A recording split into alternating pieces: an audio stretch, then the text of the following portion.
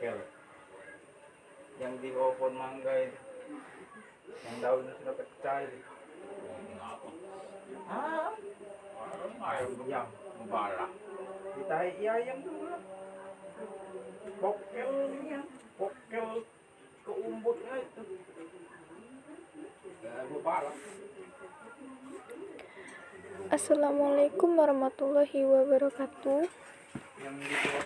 Perkenalkan, nama saya Sri Wahyuni, program S1 Sistem Informasi.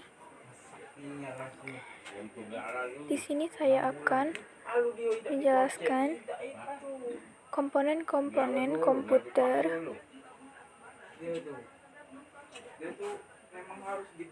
Komponen-komponen komputer terbagi menjadi 3 bagian, yaitu hardware, software, dan brainware.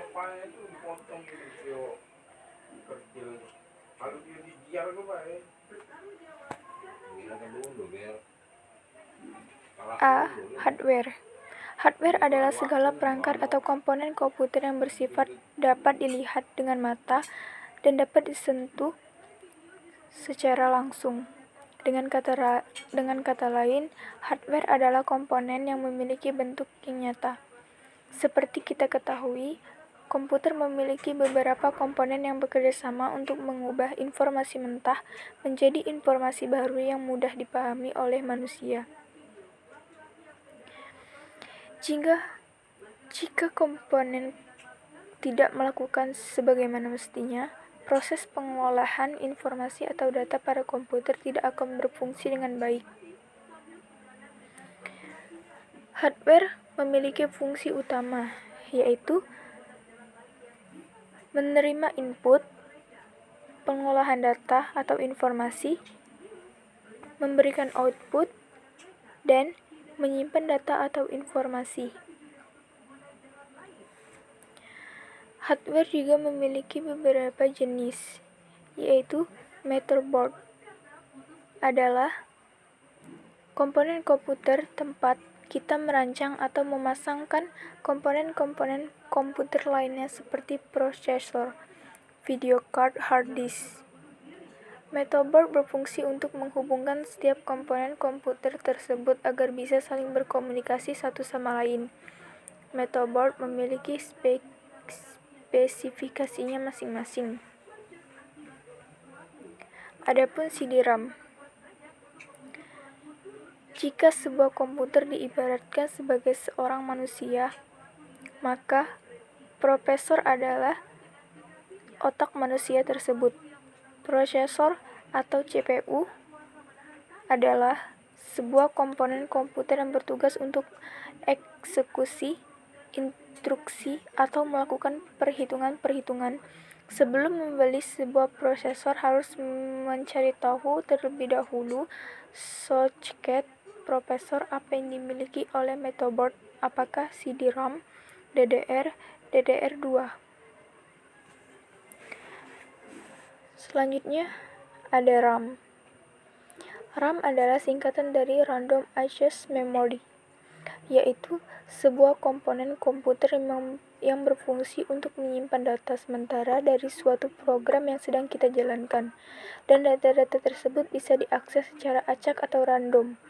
Sebelum membeli sebuah RAM, kita harus mencari tahu terlebih dahulu slot RAM apa yang dimiliki oleh motherboard kalian.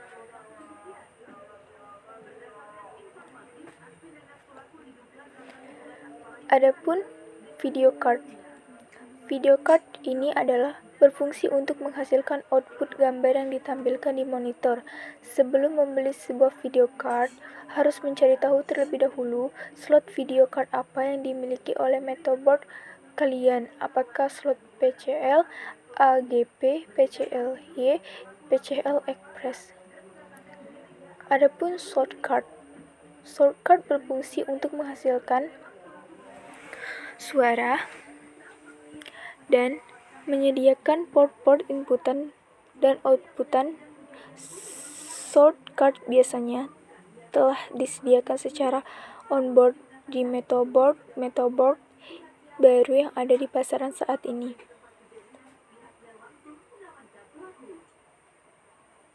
jadi tidak perlu mengeluarkan dana ekstrak untuk membeli sebuah sound card.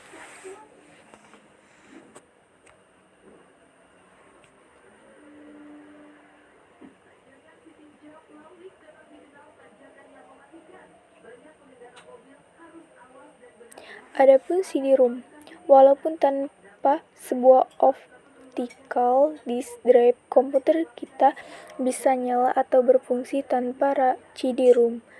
Terasa terisolasi dari dunia luar. Maksudnya kita akan kesulitan jika suatu saat ingin mengcopy data, menginstal program, menonton film, VCD atau DVD yang semuanya tersimpan di dalam sebuah keping CD atau DVD. Optical disk drive ini bisa berupa CD-ROM, DVD-ROM, DVD, RW, Blu-ray, atau lain sebagainya. Sebelum membeli sebuah optical disk drive, kita harus mencari tahu dulu interface apa yang dimiliki oleh motherboard kalian, apakah itu SATA.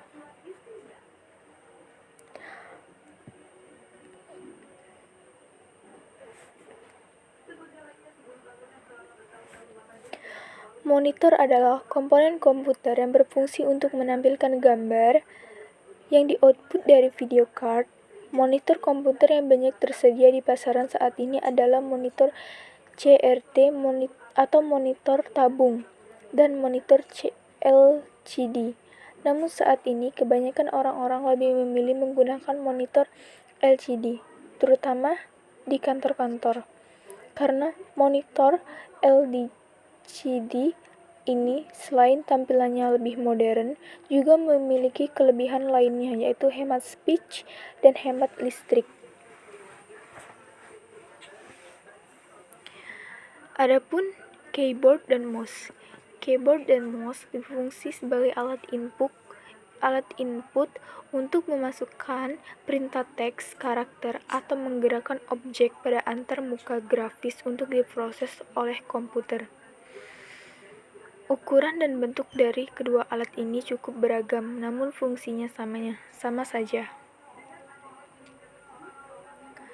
Adapun UPS sering disebut juga sebagai baterai cadangan. Fungsi utama UPS adalah menyimpan dan menyediakan cadangan listrik yang akan digunakan ketika sumber listrik utama padam.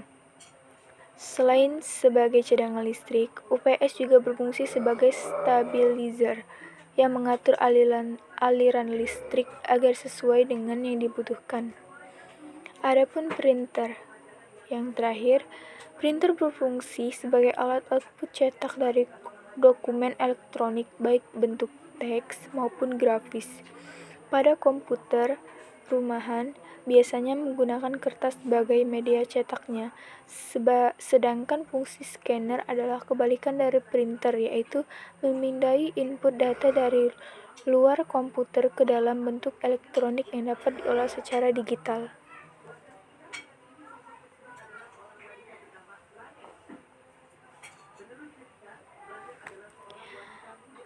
Yang kedua itu ada software.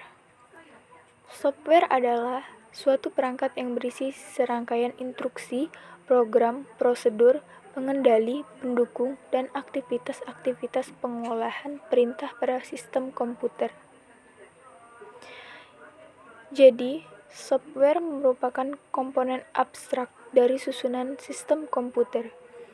Software komputer secara garis besar terbagi menjadi dua, yaitu software sistem operasi dan software aplikasi. Sedangkan software aplikasi dapat dibagi menjadi beberapa golongan, yaitu bahasa pemrograman, program aplikasi, program paket, dan program utilitas. Software juga memiliki fungsi, yaitu secara umum fungsi dari software komputer yang utama adalah melakukan aktivitas bersama-sama dengan hardware, menyediakan segala sumber daya yang bisa digunakan pada sebuah komputer, bertindak sebagai perantara antar pengguna, atau user dengan perangkat keras hardware untuk melakukan aktivitas dengan perintah yang harus dilakukan dalam software komputer. Yang terakhir itu ada brainware. Brainware adalah orang yang menggunakan, memakai, ataupun mengoperasikan perangkat komputer seperti contoh dari brainware yaitu programmer. Netter atau sebutan untuk orang yang sedang melakukan surfing di internet, serta orang yang sedang menggunakan perangkat komputer. Brainware terdiri dari A itu programmer, yaitu orang yang memiliki kemampuan untuk menguasai salah satu ataupun banyak bahasa pemrograman. Programmer dapat juga dikatakan sebagai pembuat atau petugas yang mempersiapkan program-program yang diperlukan pada sistem komputerisasi yang akan dirancang. Yang B adalah orang yang bertugas mengelola suatu sistem operasi dan juga program yang berjalan pada sebuah sistem komputer ataupun pada jaringan komputer. Yang C itu operator, yaitu orang yang bertugas melayani dan menjalankan sistem maupun peralatan yang ada hubungannya dengan perangkat komputer. Misalnya, seperti menyiapkan data untuk diakses, merawat sistem komputer, dan sebagainya. Itulah penjelasan saya mengenai komponen-komponen komputer.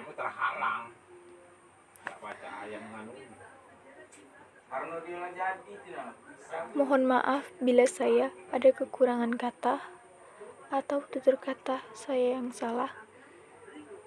Saya ucapkan terima kasih. Wassalamualaikum warahmatullahi wabarakatuh.